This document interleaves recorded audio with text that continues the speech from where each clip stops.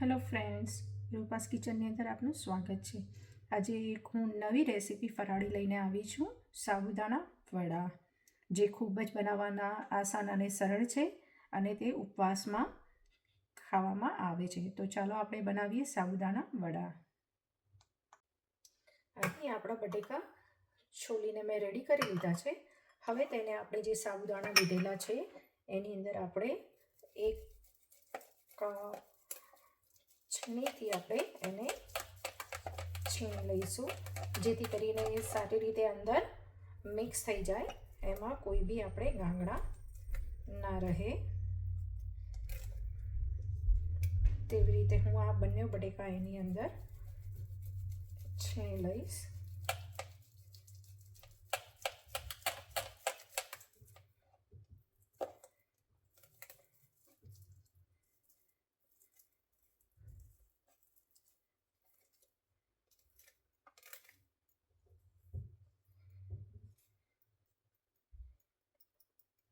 આ રીતે મેં બે બટેકા એની અંદર સાબુદાણામાં છીણી લીધેલા છે. હવે આપણે અંદર એમાં એડ કરીશું જે આપણી આદુ અને મરચાંની પેસ્ટ બનાવી છે, એ આપણે એમાં એડ કરી દઈશું. શુગર એડ કરી દઈશું. સ્વાદ પ્રમાણે હું એમાં મીઠું એડ કરીશ. અત્યારે મેં અહીં 1 ચમચી જેટલું મીઠું એડ કર્યું છે.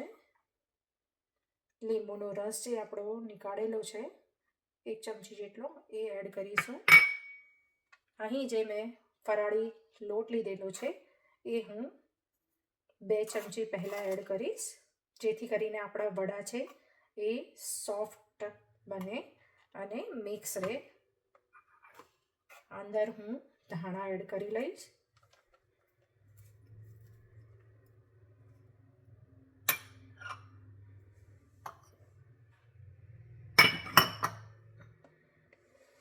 આ બધું જ હું એને 1 ચમચીથી મિક્સ કરી લઈશ.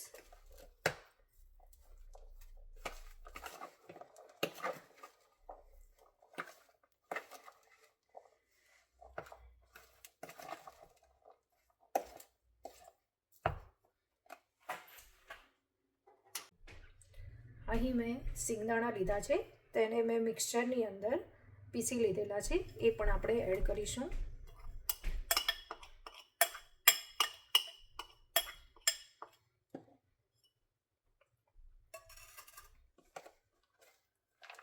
આ બધું જ આપણે અંદર મિક્સ કરીને હલાવી લઈશું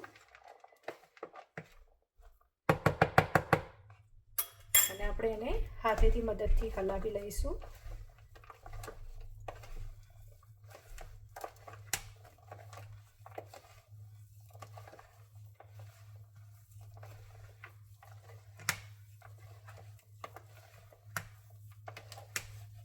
જેથી કરીને સરખી રીતના અંદર જે આપણે મસાલો નાખ્યો છે એ બધો અંદર મિક્સ થઈ જાય.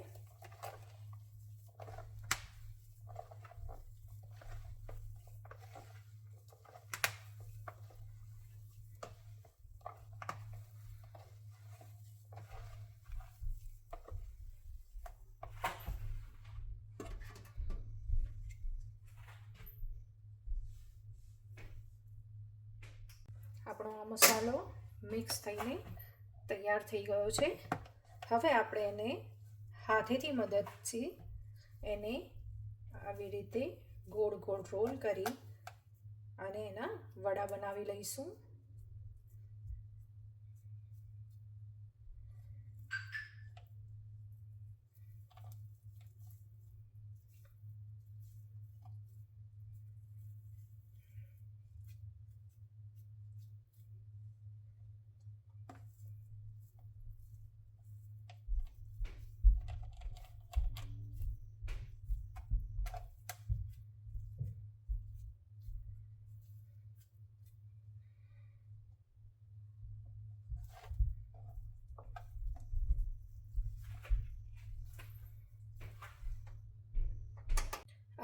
આપણા વડા બનીને ગોળ એક ડીશમાં બધા તૈયાર થઈ ગયેલા છે. અહીં આપણે એક પેન લઈશું. પેનની અંદર આપણે થોડું એમાં ઓઇલ એડ કરીશું.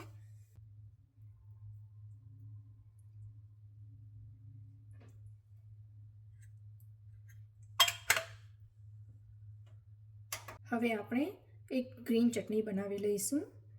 તેની અંદર મેં એક મિક્સચર બાઉલની અંદર દાણા થોડા લીધેલા છે, એક મરચું લીધેલું છે, થોડા સિંગ દાણા એડ કર્યા છે, થોડું 1 ચમચી લીંબુ એડ કર્યું છે અને એક અડધી ચમચી મેં શુગર એડ કરી છે અને એમાં સ્વાદ અનુસાર મેં મીઠું એડ કર્યું છે અને આપણે તેને પીસી લઈશું.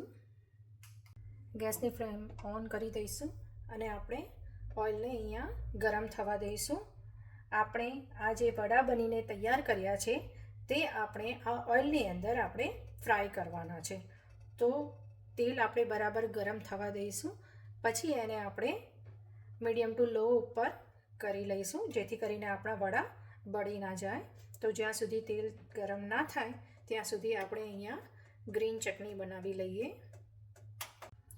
તો દોસ્તો આપણું તેલ અહીંયા આગળ ગરમ થઈ ગયું છે. હવે આપણે તેને વડાને એમાં તળવા માટે મૂકી દઈશું.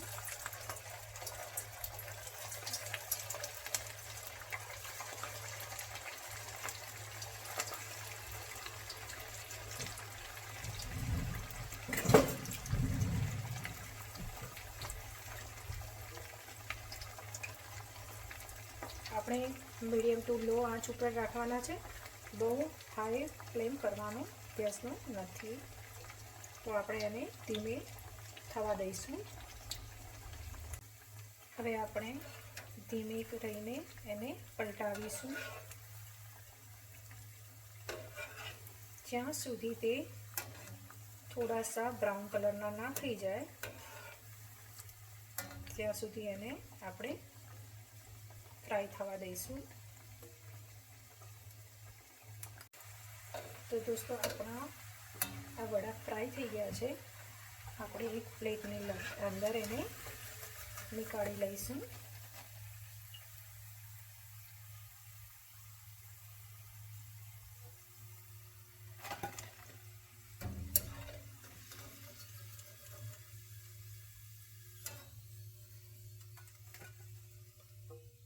આ રીતે આપણે બધા વડા ફ્રાય કરી લઈશું.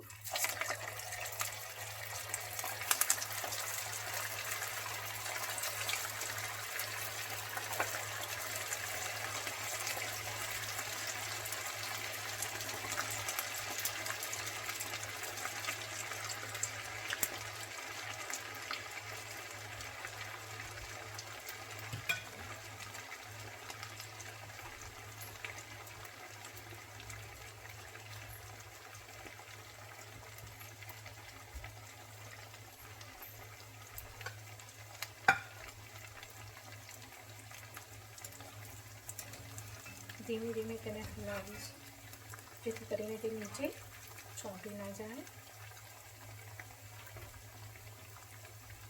તો દોસ્તો આપણા બધા સાબુદાણા તળીને તૈયાર થઈ ગયેલા છે. અહીં આ ગ્રીન ચટણી આપણી બનીને તૈયાર થઈ ગઈ છે. હવે આપણે સાબુદાણા વડાની ડીશની અંદર મૂકીને હું સર્વ કરીશ. તો આપણા આ સાબુદાણા વડા અને આ ગ્રીન ચટણી તૈયાર છે. ખૂબ જ સરસ લાગે છે દેખવામાં અને ખાવામાં બી ખૂબ જ સ્વાદિષ્ટ છે. તો દોસ્તો આપણી આ ડીશ બનીને તૈયાર થઈ ગયેલી છે. ખૂબ જ સુંદર લાગે છે. દેખો.